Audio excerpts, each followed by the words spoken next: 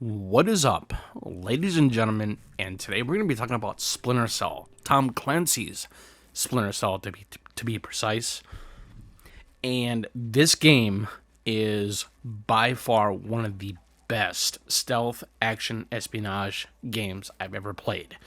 Opposite of that, other stealth games in particular, much like in the first person perspective known as the Thief franchise or Deus Ex or Prey or any other games in that type of natural progression, in that type of genre.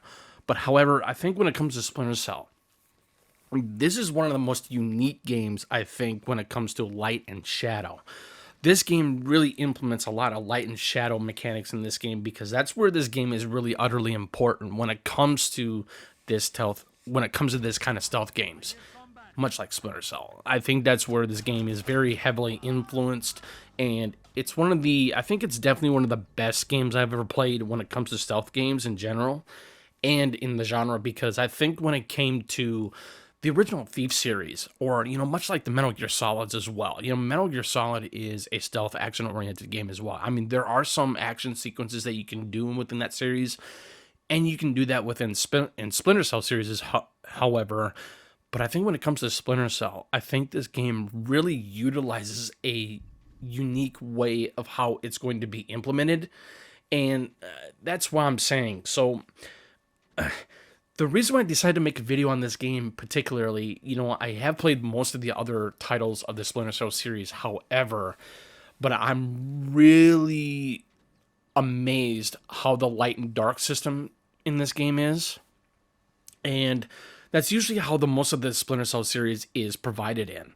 And that's where I think, as far as I'm concerned with the Splinter Cell series, especially the first one, I think the first one did an amazing job with its progression of, its story, character progression with Sam Fisher, and, going through multiple types of levels and being able to utilize certain ways of how to infiltrate that specific type of level and how it's going to be utilized with specific types of tools or weapons, right? And that's usually what I love about games like this in general, because of the fact that, I think when it came to Splinter Cell 1 specifically, other than Pandora Tomorrow or, Chaos Theory or Double Agent, I mean, we've had multiple games in the series, as I previously mentioned, and I think that's where Splinter Cell, it really just falls underline as to where this series could eventually go if we ever do end up getting another Splinter Cell game. But rumors have it that we are going to be getting a Splinter Cell 1 remake, or a Splinter Cell remake to be precise. And I'm hoping that it's going to be because, like I previously mentioned, it's like I love this series and I really would love to see where this game could eventually go in terms of not just a sequel or a brand new series in the works. That would be utterly amazing with today's type of standards when it comes to the new generation of platforms or like consoles, and that's what I'm saying. I think Splinter Cell 1 did a really good, amazing job of its physicality. I think in terms of Sam Fisher and how he's able to do different types of ways to infiltrate a specific spot within that specific level. And that's what I'm saying is the stealth mechanic in Splinter Cell has always been the most important and the most pinnacle gameplay element when it comes to this series in general. And that's where it was in the original Thief series. And that's where I'm saying I want to know what is going to be going on in future titles if we actually end up getting future titles. But as I previously mentioned, just I really want to know where Splinter Cell 1 remake is going to go and what they're going to do to implement a better light and dark system. And so I kind of want to talk a little bit more about the light and dark system in this game, or the shadowing or the lighting or whatever, because I know it is the most important thing in this series, especially when it comes to stealth games like Splinter Cell or like the original Thief games. But I think that's where Splinter Cell just does something. It's far more greater, and what I mean by that, it's better. The stealth system in this game is better implemented because you're able you can't go into first person. It's always third person, right? And so that's what I'm saying. It's like I'm really curious of where or what the stealth system is like in this game, because I really think that when it comes to the stealth mechanics in Splinter Cell 1 specifically, I would say, looking back on this game recently, is that the stealth system in this one it's not as good as it used to. It's still good, but it's not as good as, like, I would say, like, maybe Chaos Theories, in my personal opinion. But however, I think when it came to Splinter Cell Pandora Tomorrow, which is actually the second one in the series, that one was utterly amazing. I mean, you were able to have different types of. You still had some of the core mechanics in that game, like the light and dark systems, and using your silence pistol and your assault rifle or whatever it is. And so you are able to utilize certain types of attachments or tools from within that type of weaponry, and being able to incapacitate your enemies. And that's where I think Splinter Cell is one, like I previously mentioned, it's one of the pinnacle game series I have ever played, opposite that of Chaos Theory.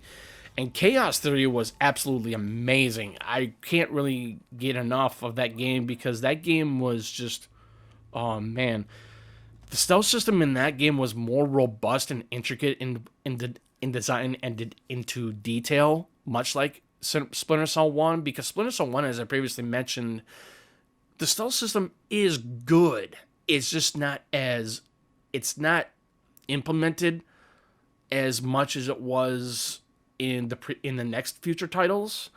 And so, but harkening back from Splinter Cell 1 as to, towards to, Splinter Cell Blacklist, which I thoroughly enjoyed, but it was, at the same time, it was okay. But however, I think when it came to the original Splinter Cell, I think that this game really did an amazing job with everything. I love the intricacy of its level design. I love the gameplay. I love the light and shadow systems. And that's where I think this game, it benchmarked the series as to where the series was going to go, and going forward in future titles, and which we actually already have had. But I think that's where this game really just does an amazing job of where the series was going to go. And I think that's the most important thing. However, what I want to discuss about the Splinter Cell 1 in specific is that I really think that this game was ahead of its time, for what I do know, and to my understanding. It was one of the most best looking games I've ever seen, especially if you played it on GameCube or Xbox or PlayStation 2, I believe it was on. Yeah, no, that's about right. And then they actually eventually, I think they did an HD collection as well for the PlayStation 3, if I'm not mistaken. Yeah, that's right. And so, when I played the original first three back on my PS3 again, or especially the first two, I'm just like, oh my god, this game, they still looked amazing. And that's what I want to get to, though, too, is like, I think that's where the Splinter Cell series, especially the first one, too, as well, is that this game still holds up. Its graphic fidelity is still amazing. The structure, the lighting effects, the shadowing effects, and just the way how you can go through an entire level silently without getting noticed. You can actually do that. I've actually done it once or twice in my time when I played this game, and I think that's where this game is just, like I said previously mentioned, it's just absolutely fucking fantastic, dude. And so I really think when it comes to Splinter Cell, this game is it. I still think it's a really great game in 2023, even if you are playing on PC or if you're playing on a specific console. If you're playing on PlayStation 3, you can play the HD collection, which is the first two. But however, like I said, they still hold up, in my personal opinion. I really do think they do, because it's like, how can you not love these games? Now, I think when it comes to Splinter Cell as well, I think it has to do with the fact that there's a lot of tactical espionage in this game, and that's one thing I really loved about this series as a whole, is that there are some tactical moments in this series, and you got to be careful when not being noticed. Obviously, you got to be careful what kind of tools that you're going to utilize to incapacitate your enemies as well. And I think that's where this game really sets the bar of it being so differently in terms of its stealth gameplay style than, like the original Thief games that we've had back on PC. And that's where I just think that that's where this series, or Splinter Cell 1 in particularly, is the most. I think it's one of the most important games of the decade when it first initially released, because we'd never seen this type of game before. We've never seen this type of gameplay style before. I mean, I'm sure we have, but it's not as good as Splinter Cell, in my personal opinion, and I think that's where Splinter Cell just does everything right and delivers in that type of gameplay mechanic. Overall, I really think that Sam Fisher is one of my favorite stealth-oriented type of characters within a series like this, because he is a badass. I love the way how he I love the way how he moves. I like the way how he's voiced by Michael Ironside, one of the most amazing and talented voice actors or actors of all time, in my personal opinion. And he actually ended up playing Lois Lane's father in Smallville, and I'm just like, oh my god, that's Sam Fisher. It's like, I can't believe it. But that's what I'm saying. I think Michael Ironside did an amazing job playing or voicing Sam Fisher in this game, because he does have that, now I wouldn't say grotesque, but he does have a little bit of that somewhat type of vulgarity voice type of thing going on, but it's not really vulgarity. It's just that it's a little, it's kind of like, hi, I'm gonna kill you. He does something like that. Well, similar to, that wasn't my best Sam Fisher voice, but you get where I'm going with this, and that's what I'm saying. I think Michael Ironside just does an awesome job with this voiceover, and he actually ended up not voicing the Sam Fisher in Splinter Cell Blacklist, which was, I kind of found a little off kilter, but overall, I forgot what his name was, but it was the actor that did Whitney in Smallville. I think a lot of people might not know, but now you do. Not Eric Roberts. No, I'm sorry. Leave that out. But anyways, I thought I had his name down pat, but I didn't. So we're not going to worry about that. But either or, I still think that Blacklist was still an amazing game. It had the mark and execute system, much like that, similar to that Splinter Cell Conviction. That's it. Which I have not played. And so it's like, I really wish I would know more about that game, because I have not played it yet, and so that's why. But other than that, I think Splinter Cell 1, it just did a lot of things that I wasn't really quite expecting when I first initially played this, because I'm just like, what the hell is going on here? It's like I couldn't understand as to why I was loving this game so much, because as I previously mentioned, I've always loved stealth games. I think stealth games are the most interesting and well detailed type of environment ways of going through a specific level, as I previously mentioned. And I love the infiltration system, how you can just, I mean, you can only infiltrate in one specific spot in a level. But however, I think that's where it was Chaos Theory, if I remember correctly. I think in Chaos Theory, you were able to extract in more than one spot of the level of the game. But overall, what I will say, I was still thoroughly impressed with it. Now, I want to talk about one quick thing here real quick as well, is the fact that I think the animations in Splinter Cell 1 it was really remarkable. It's still kind of remarkable to this day in 2024, because, I mean, when we've had previous games in the previous years, similar to that of Splinter Cell, it was called Prince of Persia: The Sands of Time.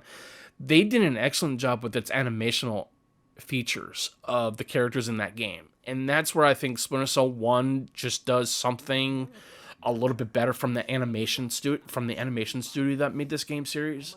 the Splinter Cell series specific, and I just think that's where Splinter Cell 1 is going to be.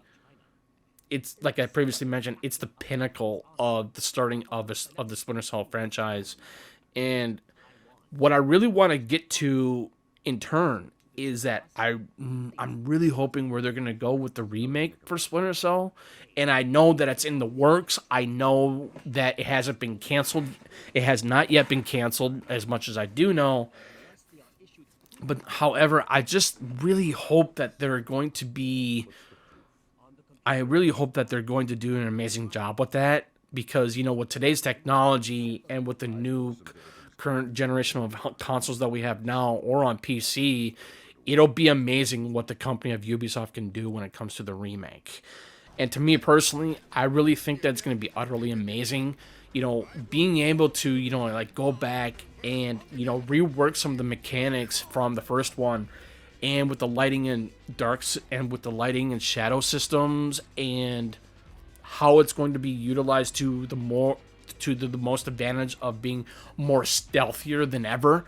I really think that, in my personal opinion, but that's just my opinion, of course. And so that's why I'm saying I really think, I'm hoping that's where they're going to go, especially when it comes to the remake. But I don't know. I'm just putting my own opinions or theories out there. And I'm hoping that they do something that they're going to be able to make the remake that much better from the first one. As I previously mentioned with the first one, though, it still holds up here in 2024. I have not played it in 2024, but I still believe the way how I was able to just watch videos and on YouTube and come to the conclusion that I really still think that this game still holds up. It holds magnificently well. And so even though that this game is an older title, but however, I still think that Splinter Cell is by far one of the most interesting and well-designed game I've ever seen from Ubisoft. Opposite that of, you know, Pandora Tomorrow, Chaos Theory, or Double Agent, or Conviction, but they were able to like utilize different types of technology to bring these games up to more higher graphical fidelity and better gameplay mechanics and how to utilize those mechanics, and maybe possibly the light and shadow mechanic systems. And it's so cool. And like I said, I really would like to see a future game of Splinter Cell, possibly sometime this year or within the next year or two. But I'm just kind of curious where it's going to go when it comes to these games. And so what I will say in final here is that, do I highly recommend playing this game and looking back to it again? Yes, I do. I really thoroughly think that this is going to be it's still one of the most interesting games of all time, and I'm hoping to see more. But anyways, this is Jake from Citizen JV. Thank you for tuning in. Greatly appreciated. Any comments or questions, please feel free to put them in the comment section below. I'll be more than happy to reply back if and whenever possible. And you guys have a good rest of your week. Peace.